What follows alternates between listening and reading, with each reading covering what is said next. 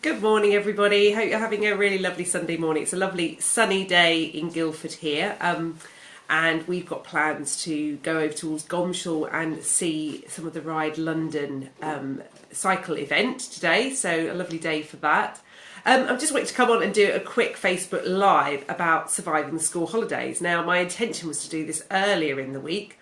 But as with all best laid plans, things went a bit pear-shaped. We had a really sort of not so good start to the school holidays, and that I was really quite poorly this week with a really horrid summer cold and tummy bug, which sort of left me sort of in bed for almost 3 days. So so it's been a bit of a fraught start to the school holidays, and I know for a lot of people it can be really hard trying to juggle work with childcare once the school holidays appear. So I just wanted to sort of address some of the things that you can perhaps do to make that easier and actually to take a bit of the guilt off, because I felt really guilty this week.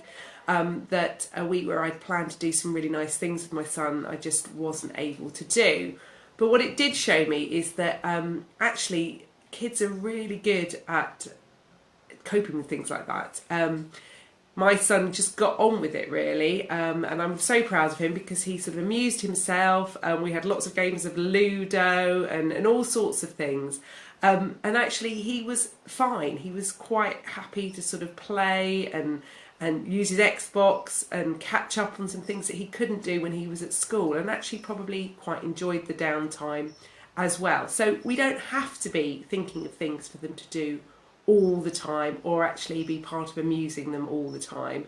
My son is that little bit older now, he's almost 10, so obviously, you know, it's difficult when they're much smaller than that, but when they're at school age, they are capable of amusing themselves and actually enjoy having a bit of downtime as well. So don't feel guilty about it, don't feel you've got to fill every hour of every day with an activity that you have to be involved in. The second point I want to make is that actually it's okay to take some time off to spend with them as well. So we've got stuff planned for later in the holidays, some days out and seeing friends and all that sort of thing.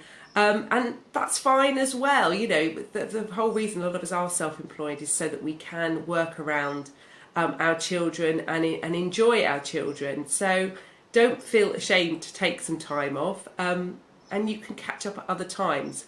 So for example, today I woke up fairly early and I just got up before everybody else and just sort of caught up on some admin bits and getting ready for the hub session for tomorrow. So did all those sorts of things before anybody else was up, and now I've got the rest of the day where I can just sort of focus on family and enjoying some fun time with them today. So that's always, you know, there's always ways around it, and sometimes we do have to work at different times in the school holidays, maybe early in the morning or into the evening, but we've got the flexibility to do that, so we might as well take advantage of it. Another great thing that we can do as well, because I'm sure a lot of your friends will probably be in the same boat and having to sort of juggle childcare and work. So I quite often, my friends will have George for a period of time, and then I'll sort of have their children at other times as well.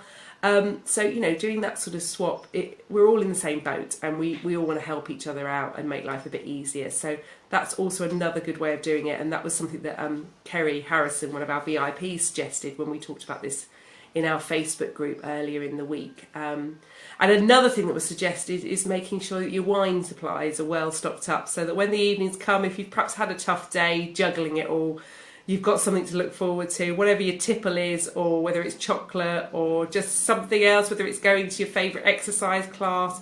Start to have, you know, things that you can look forward to and that can get you through the day, and really enjoy the summer holidays as well. We've also talked about the fact that, you know, when not everybody has kids, and actually the summer holidays can be as equally as hard when you haven't got children to juggle as well. Because, you know, a lot of times other people are on holiday that you need to talk to, and, you know, maybe suppliers are away, maybe their delivery times are a bit longer because they're away, and that can be frustrating as well when you're trying to run a business. So I think basically the thing is to sort of relax a little bit about it. It is one of those times, it's a funny month, August, that we're coming into, where lots of people are away, stuff can happen a bit slower.